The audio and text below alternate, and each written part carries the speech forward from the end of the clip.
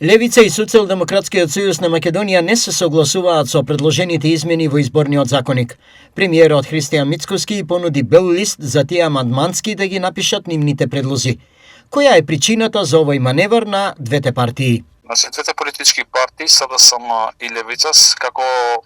опозиционерски политички партии се обидуваат по секоја цена за да може да бидат значителни во следните парламентарни избори или локални избори, но пред се парламентарните избори, односно да имат секоја своја сила кај своите подржувачи, односно гласачи. Така што актуелно тие имат многу други позиции, односно различни од тоа што ги има ВМРО, ДПМН и другите политички партии кои се во власт. Тоа е нормално во демократските држави, но сепак јас мислам дека овие две политички партии се обидуваат на некој начин во следните парламентарни избори, ако би се случило тоа предвремени или во после 2 години кога ќе се случат во регуларниот термин, за да ако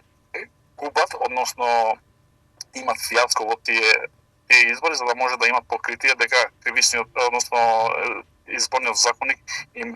бил крив. Доколку не се случи пресврат на следните избори, ќе се оди со сегашниот изборен закон.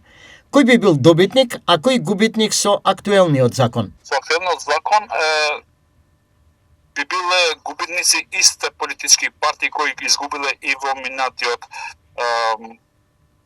избори кои се случија и во парламентарните и во локалните избори, но сепак јас мислам дека во предност е сега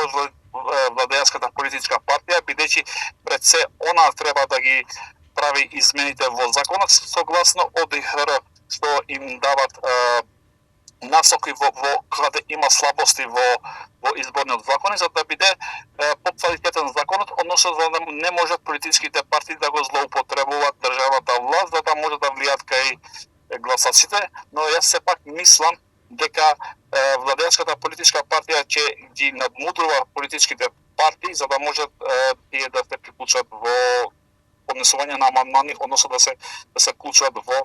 изготвување на новиот изборен законник. Дали е можно сценарио Левица и социјалдемократите да се вратат во игра и во собранието да се изгласаат измените на кои инсистираат и од ОПСЕ и од ОДИХР? Јас мислам дека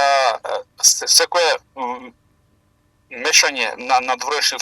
фактор во нашите политички партии влегува позитивно. Сегаш можеби помалата политичка партија Левица се практизира со времето, можеби тие не ќе сакат да влегуваат во можеби со поднесување на амандмани да, но дека ќе бидат дел од преговарачката маса со власта, мислам дека малце потешка, а СДСМ сегаш немал јасни ставови и јас мислам дека како е нивната политичка партија, како действува без ставови, јас мислам дека така и ќе продолжи и во следниот период, односно да се внешува со поднесување на амандмани во самиот пратеничка, односно пленарна седница која ќе се донесе и истиот закон. Социјалдемократскиот сојуз не учествуваше во работната група за измени, а најмногу реагираше на предлогот за укинување на пражинската влада на 90 дена пред изборите. За Левица, клучна беше распределбата на пари кои сега е во сооднос по 45% за неголемите партии. Во еден момент се чинеше дека компромис е постигнат и во двата случаи, но и СДСМ и Левица се заканија со собраниска блокада доколку измените останат во оваа форма.